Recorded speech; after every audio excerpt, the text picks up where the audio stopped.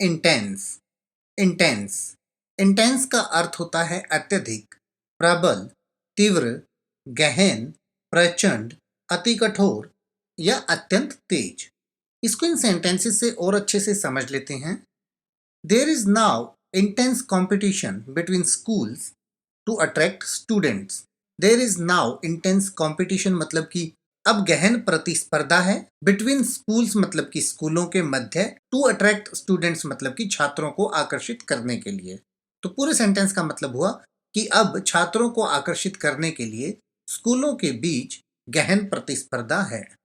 The pain was so intense I couldn't sleep.